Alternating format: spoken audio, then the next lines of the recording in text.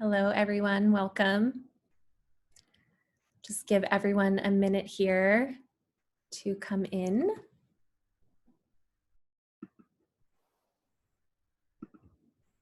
Oh, it's so fun to see all the names coming in.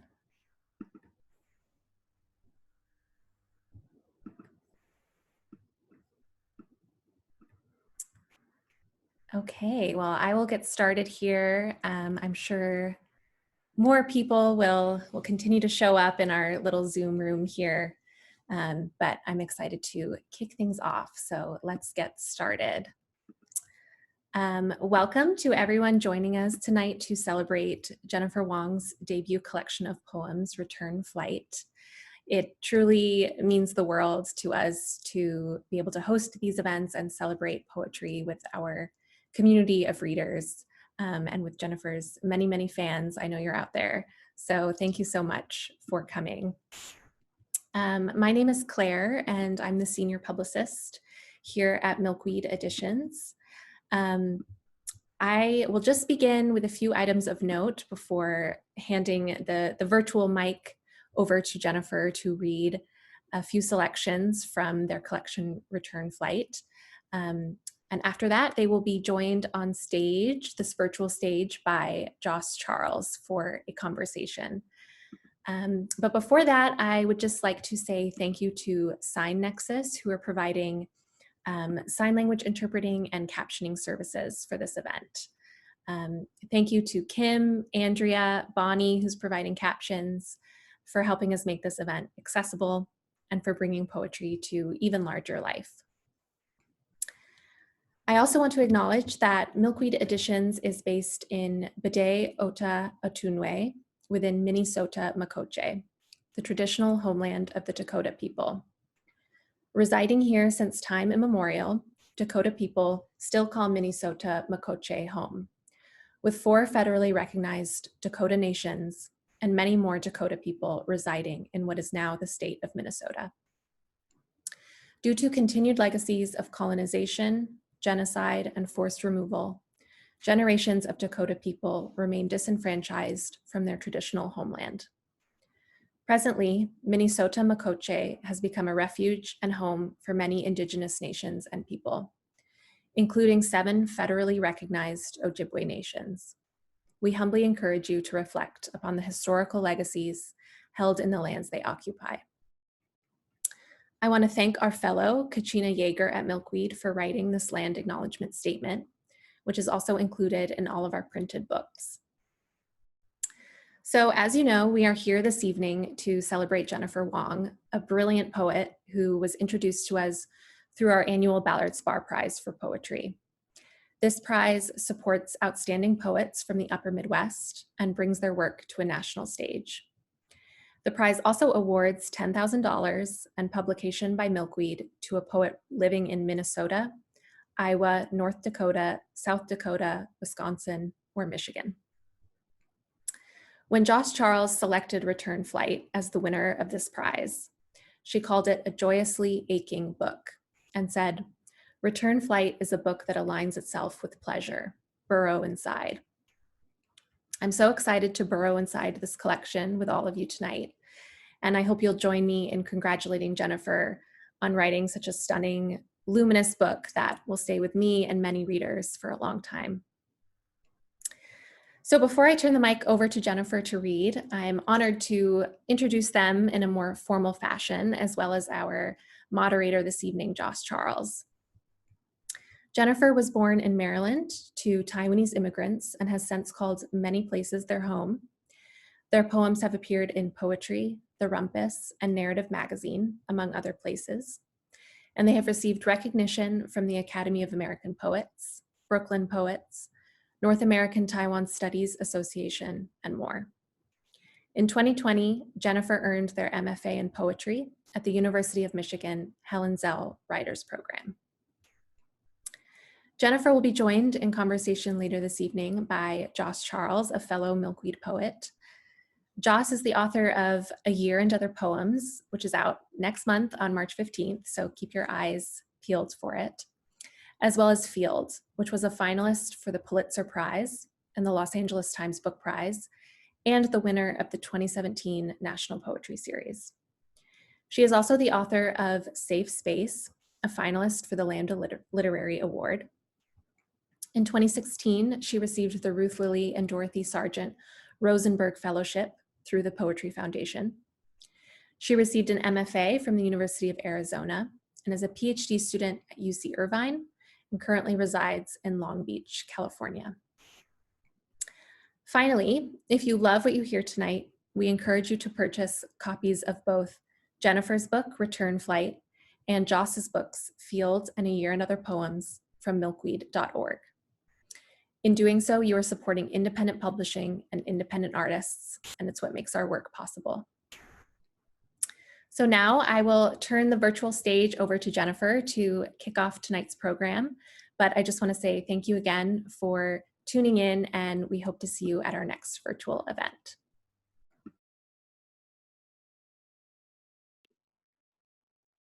Hi, everyone. Thank you so much for being here. I'm really excited to read some poems tonight. Thank you, Claire, for hosting and introducing Jos and I. Thank you so much, Andrea, Kim, and Bonnie, for interpreting and captioning. Also, thank you, Milkweed, for this opportunity to get these poems out into the world. I know I've said this a lot, but having this book out has really been a dream come true. Thank you also to the Ballard Spahr Prize for your support of my work. And also thank you, Jos, for reading my poems with so much care and understanding them with so much heart. So tonight I'm going to be reading a through line of poems that traverse family history, some poems that tell stories of Taiwanese history, and then also some poems about love and desire. So this first poem is called Customs, and it begins with a epigraph from Roland Barthes. Customs. What language conceals is said through my body. Roland Barthes. I touched everything, but the more I touched, I learned, the more I broke. Like the time with the sterile banister, that spot already on its way. I just helped it to its fate. My father saw and warned he'd break my arm, leaving me to wonder if my arm was mine or his. There's more, but if I translated all he said, it would sound sweeter. My brother, the one to come and soothe. My brother, years later, also the one to hit me while I was watching TV. A smack interrupting and a sudden welt on my back. My breath was gone. Funny how I can forgive my brother, not my father, for teaching him. And no, I can't praise my father for never hitting me. His threats a metronome keeping my life in rhythm. If I try hard enough, I can forget, but a part of me wishes to keep my hands on these memories, to feel them to their ends. Earlier today, I touched a hot pan and dropped my dinner, then flinched as I waited for the voice. Once I let a lover place his hands around my throat. I don't want to like it. My body powerless with another. Forgiveness before I can even shape the words.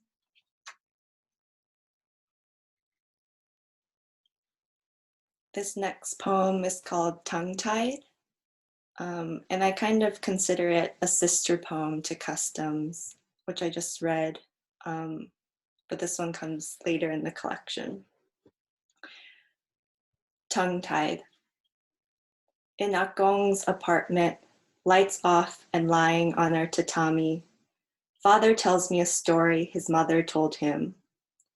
There was one day when my uncle, you've never met him, somehow fell into the water.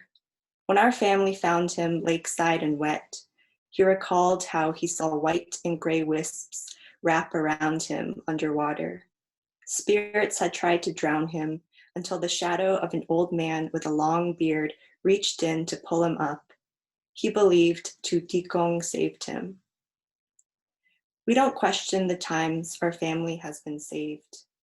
Back then, silence meant fortune. And while my father was hit for speaking Taiwanese, my mother still feels shame for not knowing it. Why, Shengren taunts her. She, the one to teach me Taiwanese, refuses to go to her parent land. I hold both under my tongue. When I tell my father I want to live in Taiwan, he laughs. Why? I bite.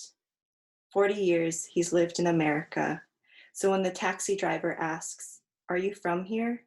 he replies, "No, I am an American." That night, before we turned away to sleep, my father added, "Who knows if this story is real?" But that uncle had no reason to lie.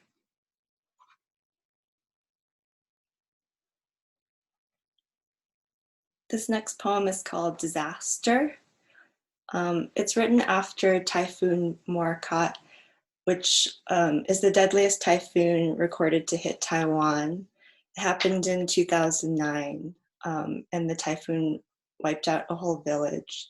So this poem is about my experience seeing that village and the effects of the natural disaster 10 years later. Disaster after Typhoon Morakot. On the drive to Alishan, zipping up and up in the storm, Father feared the landslides that could bury us. Even after 10 years, Shaolin village was ruined. I collapsed when I saw the home after the divorce. Running into memories exhausted my father. What was left of my room was the blue bed I hated. In the living room, statues carved from cypresses I will one day inherit.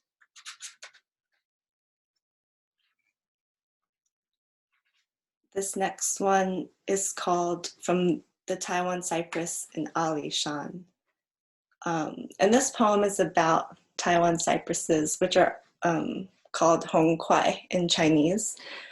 They're really well known for their fragrance, which is kind of hard to describe what exactly it smells like, but it's a smell I grew up knowing really well.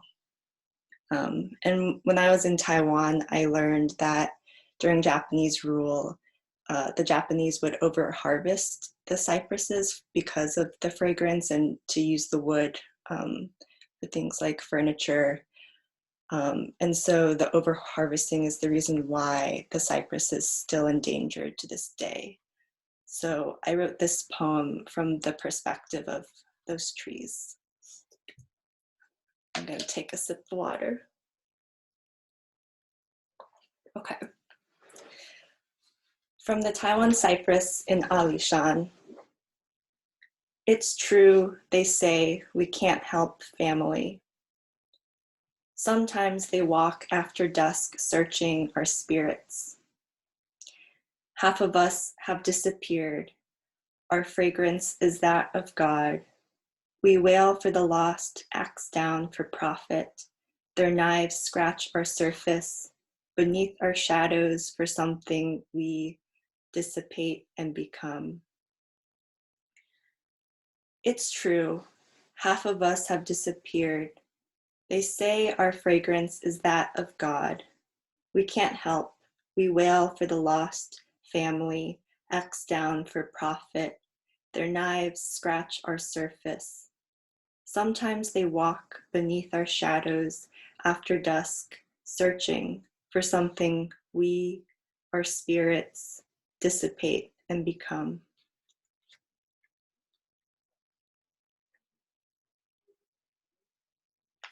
This next poem is called 228. So 228 refers to the date February 28th, 1947, which was the beginning of martial law in Taiwan, which lasted until 1987. So during this time, the Chinese Nationalist Party, Kuomintang, imprisoned 140,000 Taiwanese people and executed up to 28,000, though different records state different numbers. I wrote this poem after an article I read from the South China Morning Post for the 70th anniversary of 228. And it included a story about a man named Pan Xingxing and his father, Pan Muzhi, who was a doctor and a politician, and he was eventually killed during martial law. So this poem is about that, and it also includes a line from a translated note that the father wrote on a cigarette pack. And he said, "Don't be sad. I die for the residents of our city. I die with no regret." So this is 228. 228. When I first learned about 228, recounting this, I am ashamed, I thought, finally, an explanation, a name. A son lifts up the bloodied undershirt with holes that had been taken off his father post-execution. He looks at the camera and presses his mouth into a half smile. Maybe one day the smell of lilies won't remind him of death. The room welcomes a breeze. It rises. Don't be sad. I never wanted my photo to be taken, to kill the child within. In defiance rose a desire to be nothing.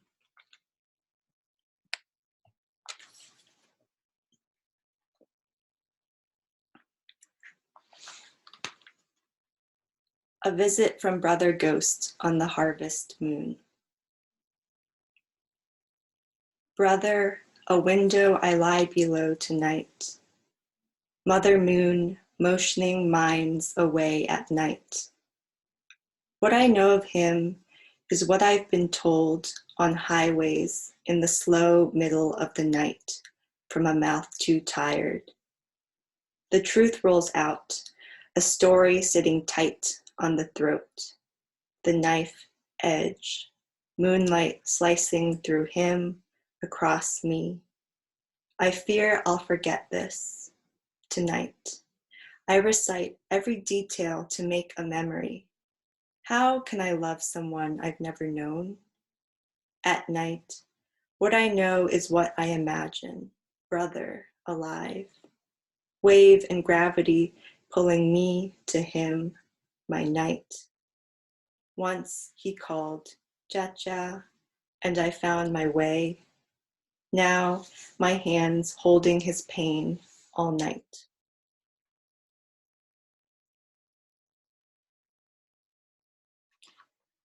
This next poem is called Procedure, and it takes a line from Sylvia Plath's poem Tulips, and I'm going to read some of her lines before I start this poem.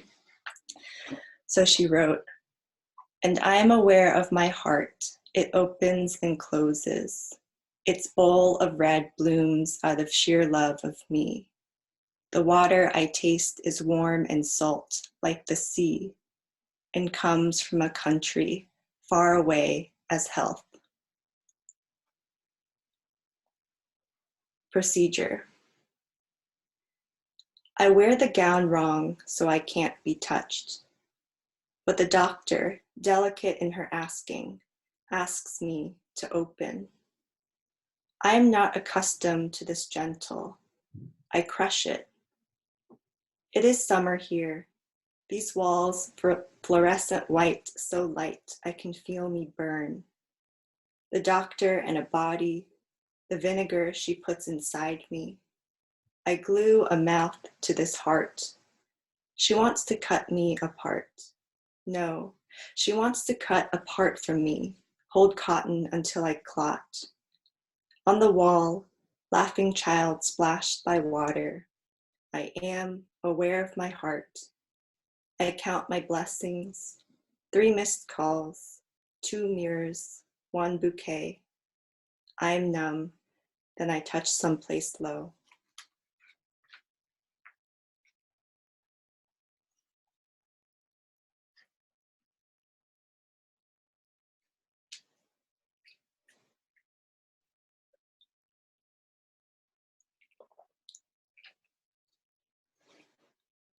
non-concordant.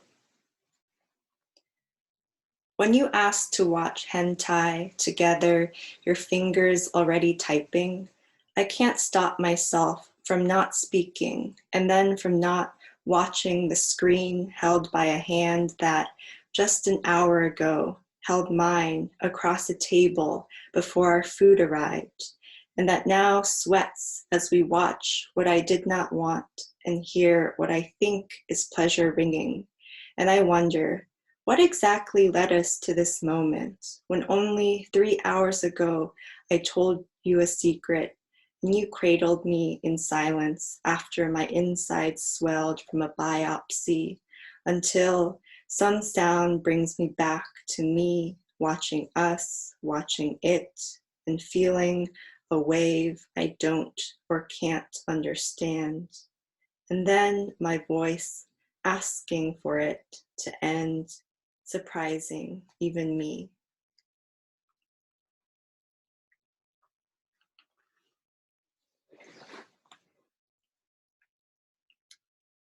This next poem is called Zuhitsu for Yushan. It's a bit of a longer poem, and in it you'll hear me reference a poem that I wrote back when I was in college about Taiwan. And so there are a few lines from that. Yeah, okay. Zuhitsu for Yushan.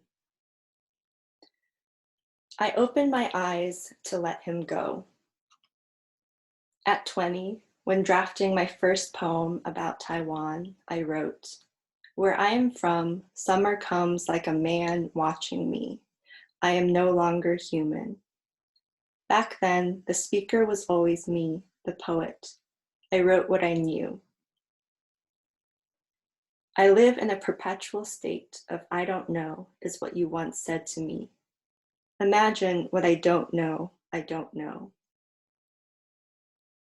Just thin breeze, black hair, short nails, high grass, dirt-colored rain.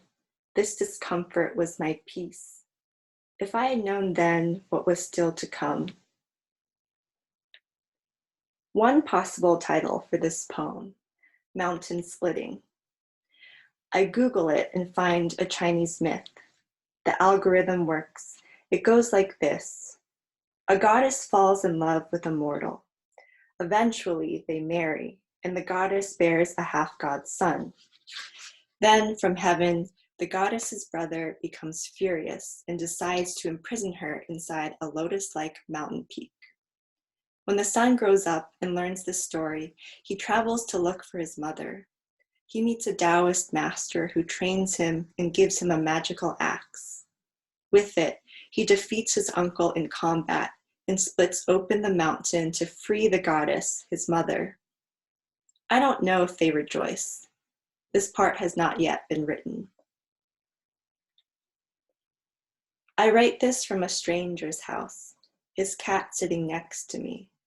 Twice a day, I fill up Bruno's bowl, and 3 times I check his litter box. I don't feel lost, even though I must find the spatula, remote, coffee mug, towel. I admire the jade plant by the window, a wish to cradle a leaf green between my 4 and thumb, feel its curves.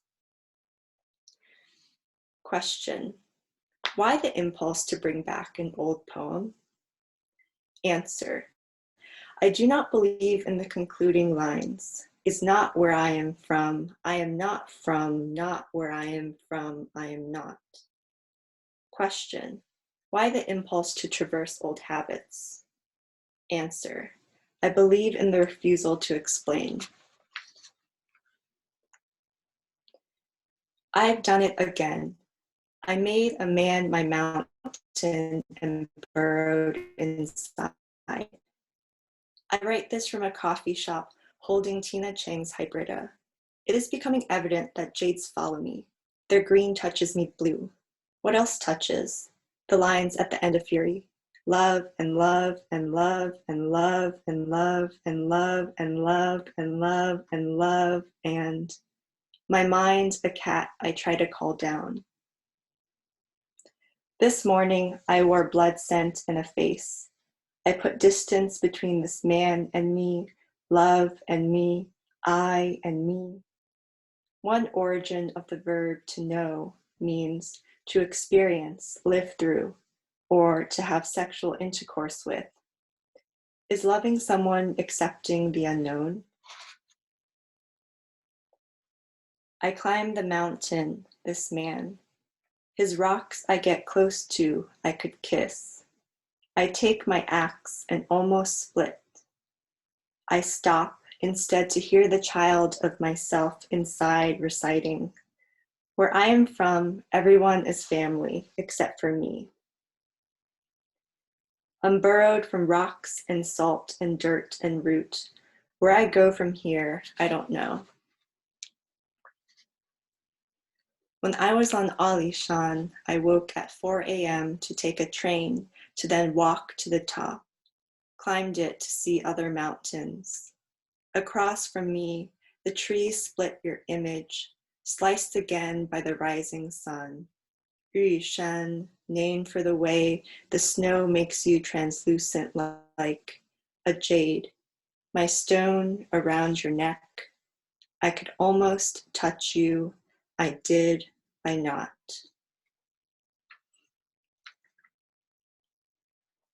And this is the last poem I'll read for tonight. And I'm excited to talk some more with Jos. Okay, this is Drift. Drift. I wanted this poem to be about dropping textbooks on my arm to get out of practicing violin, to be about grandfather hitting mom and how decades later I could still feel the sting, about ancestors changing their last name to Guang.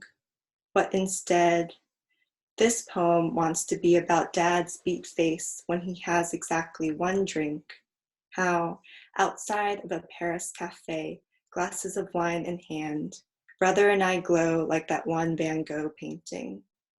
It wants to be about mom wafting prayers as she stirs ribs and radishes and cauliflower in a pot for hours. The poem becomes the prayers, and the prayers become my body. The body, I notice, plays a symphony, the stomach grumbling, and becomes the act of crusting salmon with miso and putting it in the convection oven I got from a dear friend. The presence of beating hearts through objects passed down. Beanie Baby, moonstones, tarot deck, calendula oil, coffee grinder, cactus. It finally stretches to the south-facing window. Thank you. And thank you so much, Andrea, for your interpretation. You're amazing.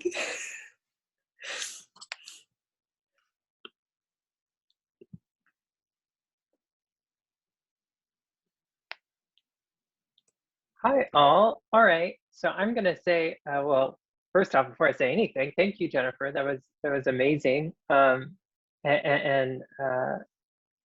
thank you too to Claire and of course to Kim and Andrea and Bonnie as well.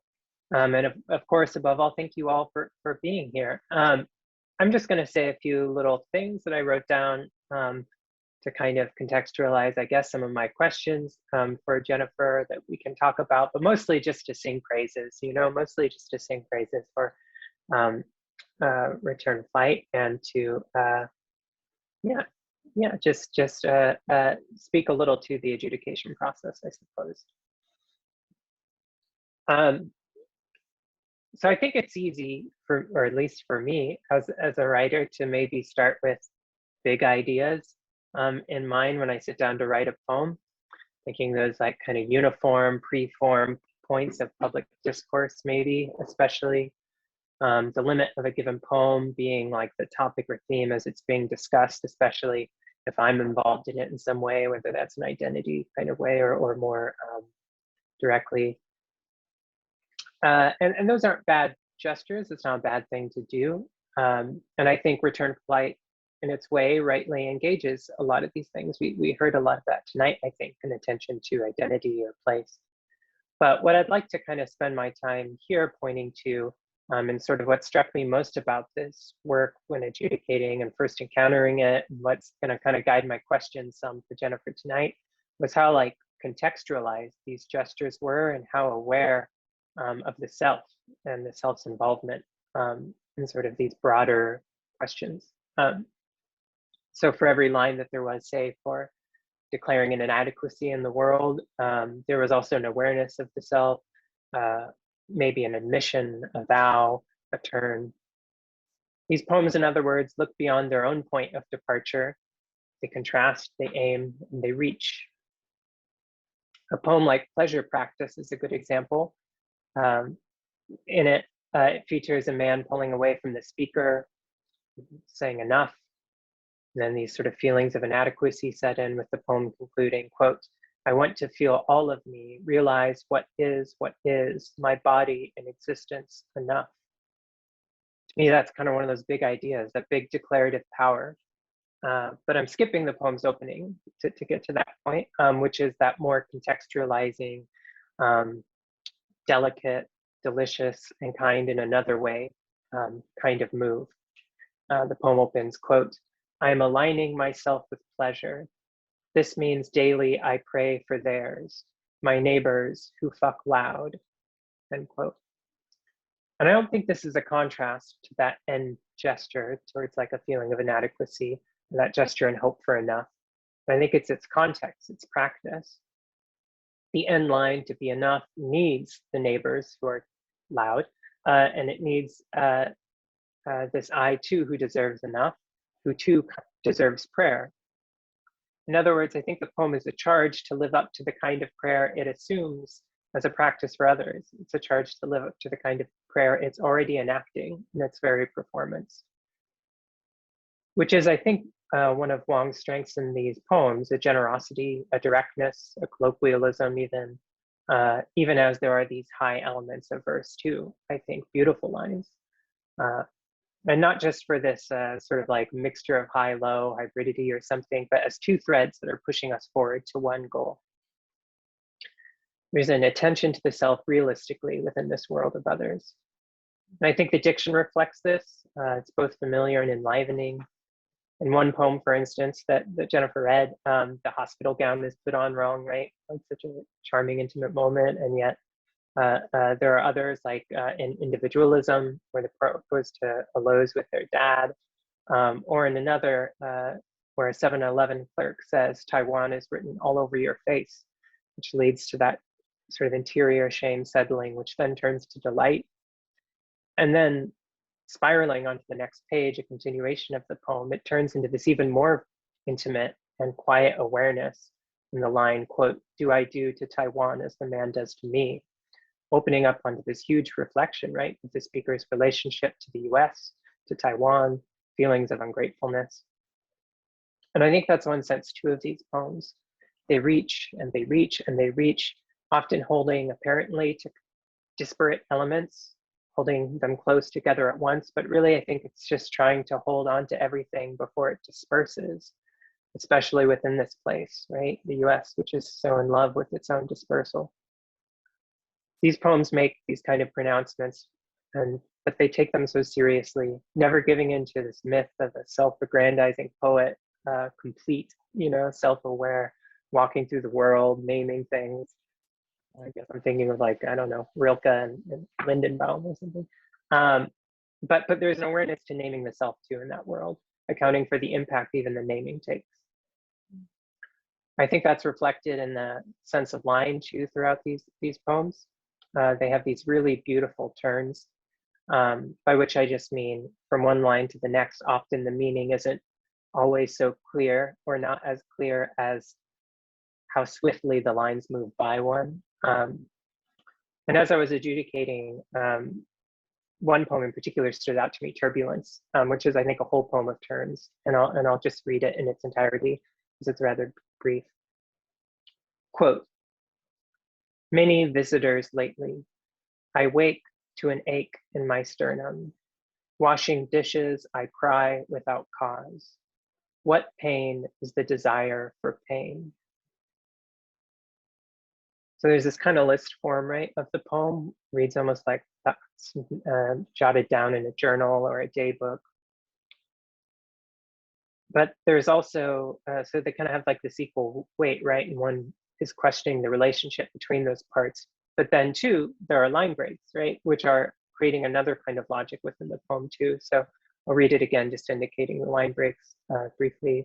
Many visitors lately, I wake, line break, to an ache in my sternum, stanza break.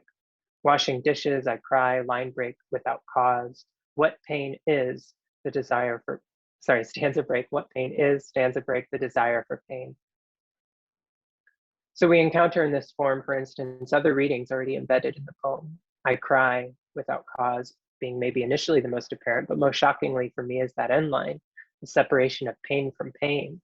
What pain is, stanza break, the desire for pain. Less because of a denotative change, but a sort of figural one, a visual one, where pain is and pain become shared ends of a line, more like a slant rhyme than a repetition. It's nearly Baroque. Pain has been separated into two formal parts, the pain that simply is, and the one that is the desire for the former. And it's there not just denotatively, right, but at that visual level. And that's, oh, what a quintessential turn, right? What a beautiful line. And it's not tricky, you know, it's not pushing you out of the poem, it's invitational. It lets you into the poem merely with some space to lean a little bit, I guess, between them, some space among the parts to move in and about. So even as the space is tight in the poem and rapid, you can't quite keep up with the velocity even between those lines, having to sort of piece them together in that silence that follows the poem. That creates this, you know, confinement in clinical space, but it's to lead us there, right, to that final turn, that final gap, for which all the others were just a rehearsal, that what pain is, the desire for pain. And to me, that leads me to one of the things that will be a start for a question, which is this idea of the impossibility of any invulnerable position, sort of in these poems. They're about big ideas, sure, and there's a sense in which these poems are clear about the self's relation to these big ideas. But more than that, I think it enacts this other kind of logic, not vulnerability, not vulnerability, but the impossibility of invulnerability, that pressing, confining feeling of ideological overdetermination, having nowhere left to escape, not being recognized as what one is, despite what one says or presents, but always being already defined as something concrete and outside oneself. I think Non-Concordant, which Jennifer read beautifully, is another good example of a poem enacting that. But it's not hopeless.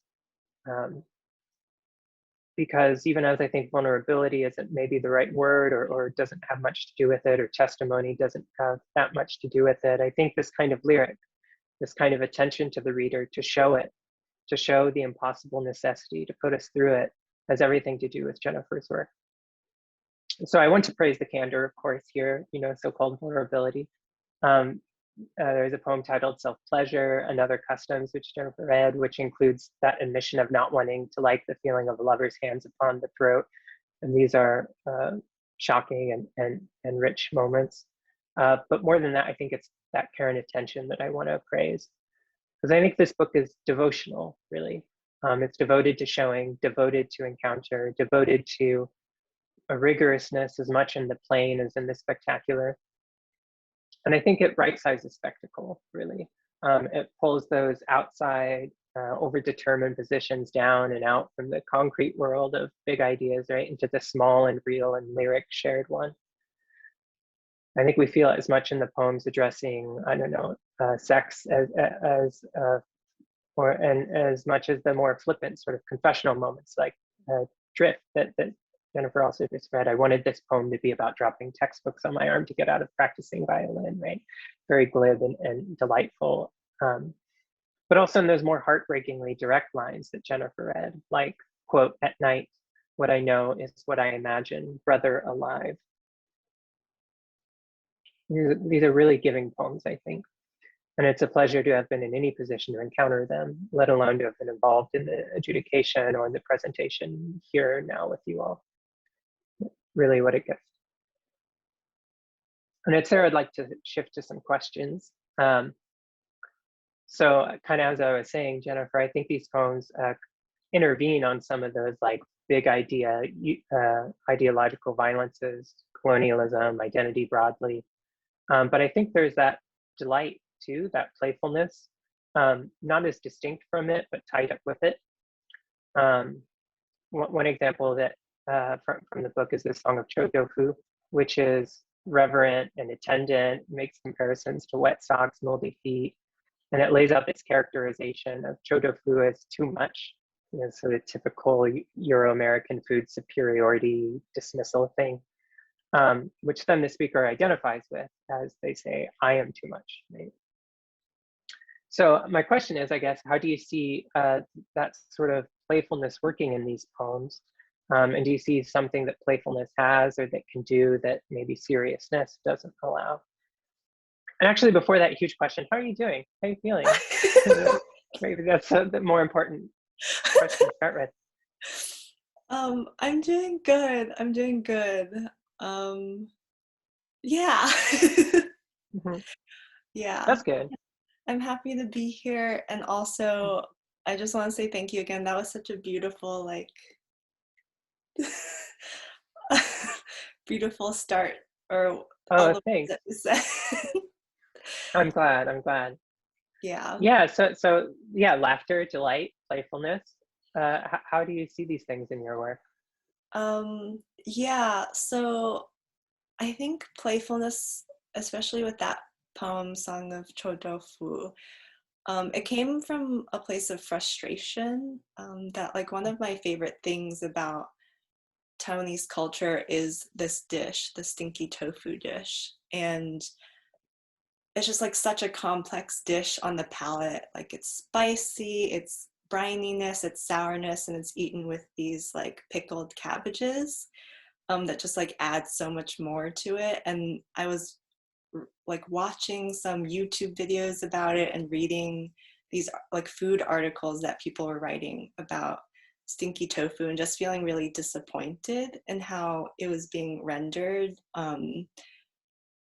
through this like lens of like, oh, this is such a strange and exotic food. It's like wet socks. Like they actually use those terms.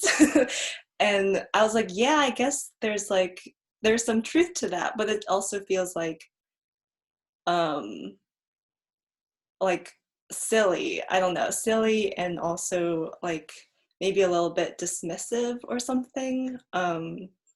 Yeah, and so I was just frustrated, and so I tapped into play as a way to like I guess like empower or like to like turn whatever words they're using on its head. And yeah, and it also reminded me of like the ways that they were speaking about the food reminded me of like how Asian women are like depicted as well, like exoticized and fetishized. And so I guess like the turn of like I'm too much, or like where the speaker kind of enters. It's not just like the stinky tofu talking, but some kind of other speaker. It's really speaking to like what, like if you don't fit into that stereotypical mold, like how do you break out of that and how do you talk back and like take back some power and agency? So yeah. Yeah, no, that makes total sense. Yeah, and yeah, that seems totally true. Yeah, yeah, and like blue cheese or something is so, you know, like requires such a refined palate or something. Come on. Yeah, Yes. Yeah. yeah. But yeah, no, that's such a good connection, right? Because the playfulness in this poem, like even saying that word, it's not yours, right? It's like a kind of like liberty being assumed and eaten off of something else. Yeah. Mm-hmm. So it's utilizing it, right? Yeah. Um, yeah, I guess on that note, maybe too, that can lead to, we were talking about complicity, I think, yesterday when we chatted some. Um, and I I kept trying not to say the word complicity because I feel like there must be a better word. And then you used the phrase, not even letting the self off the hook, which to me was like, oh yeah, that's it. We just need to find a word that says that succinctly. But as a phrase, yeah, perfect. So I guess that's sort of my question, maybe pretty simply there. Why not let the self off the hook, right? Especially in context of like your answer to the last question, right? Like why not just sit with investigating the system that's antagonistic towards the self? Why even then make that turn to the self's involvement within it? Yeah, I think, I don't know. I think maybe not letting the self off the hook is tied to some kind of like belief that there's always like something more I could be doing or working on, but not necessarily in like a work or productivity way, but like thinking about like how I occupy space or how I move through the world and wanting to be careful and delicate about that. Yeah, but I think also like, I don't know, I think that comes from just like family history and also like ancestral history and the things, and also living under like the world that we live in the US under like capitalism and white supremacy. And I think that like, yeah, I just don't want like, difficult to think about like not wanting to do harm, but also knowing that there's no way to walk the world without doing any harm. And so it's about trying to like reflect on that and like minimize, I guess, minimize how much that is or what that looks like, I suppose. Yeah, I don't know. Yeah, I mean, it sounds like, I think, yeah, that seems like a very knowledgeable answer, I think. Yeah, and well, maybe that also ties into another question that we sort of talked about. The book begins with this inscription for family and that which is unsaid, right? So maybe, yeah, the limits of saying, the limits of being able to say anything, especially about one's own maybe work after you've written and demonstrated the thing that you want to, do. So I guess, yeah, my question really there is just about the unsaid, right? How does one account for it? How does one write through or around it? When we were chatting the other day, we talked about Layover Sun as a poem that maybe is a good example of that because it features a lot of disparate things that sort of build up and accrue towards this, I guess, feeling where you're gathering a lot of these things together and the poem is the gathering. So like how does that work maybe compositionally? Do you start with that sort of feeling and then you gather the things around it, or is it more like a sort of sandcastle, piece by piece you build up together and the feeling you see it starting to emerge and then you just sort of carve or sculpt to it? Yeah, I think it's more of like a sculptural process, I guess. Like when I write, it's usually pretty raw. Like first drafts are really raw for me and very much like, this is what happened. These are all my feelings and very journal like, I suppose. And so going back and editing, usually poems come out really quickly for me.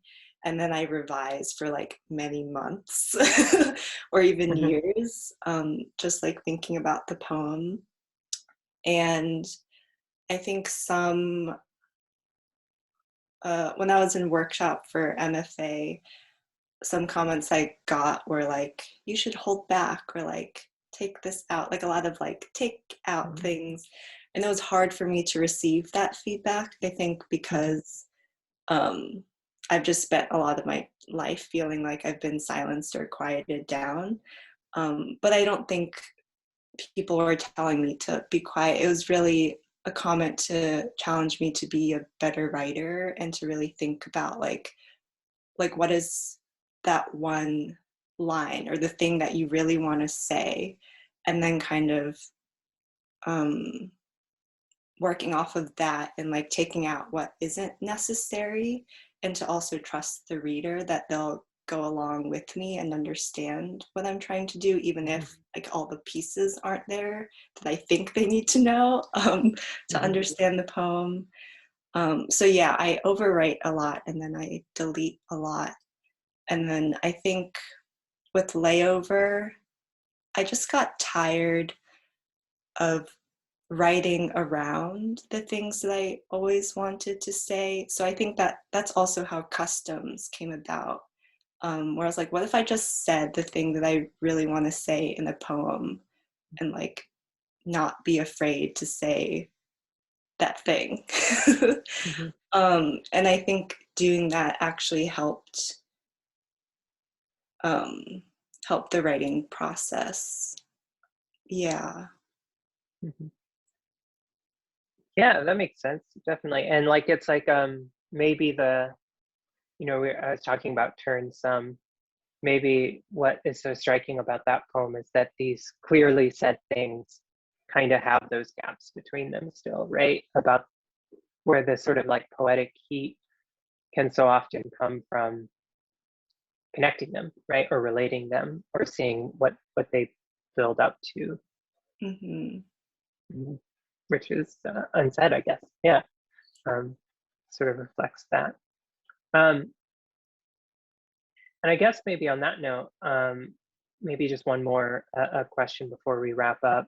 We were also talking yesterday, and I think I mentioned like this idea of right sizing, that there is a way in which maybe you could contrast these elements, these juxtapositions, to bring them into some kind of different perspective or scope. And I'm wondering how you come upon that in your work, or came upon that in your work. Like, are you ever writing and feeling the need to counterbalance, or do you leave it, come back? Does it happen in that sort of workshop that you explained kind of setting where maybe someone says something? Yeah, or how does that sort of come about? And what's the sort of, impulse behind it? What's the lived life of it look like?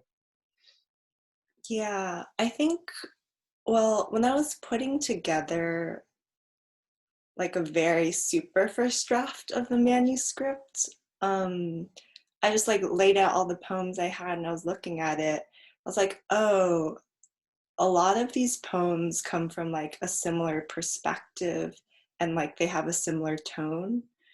And so there wasn't any balance. And so in expanding the manuscript, that's when I was like, okay, there needs to be more.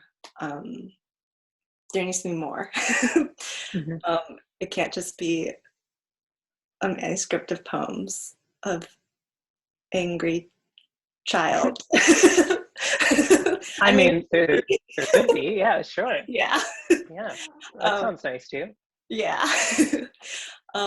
But yeah, so I think that's where the counterbalance comes in. It's kind of like seeing a more, what's it called? Like a zoomed out perspective, and then just figuring out like what was needed. And I think it also was spurred by some of my professors who were encouraging me to like, who are encouraging and challenging me to like see things differently. And so that was helpful too. Awesome. Yeah, juxtaposition, contrast. Wonderful. All right. Well, yeah, now's as good as time, I think, as any to wrap up. So thank you, first off, so much, Jennifer, just for taking the time to chat and for reading. And congratulations again on the book. And thank you to everyone who showed up, all the attendees. Thank you again to everyone involved. In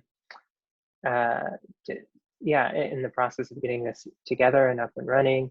Yeah, I just want to remind folks, I guess, sort of one final time to, if access allows you, to purchase books and to buy Return Flight. Yeah.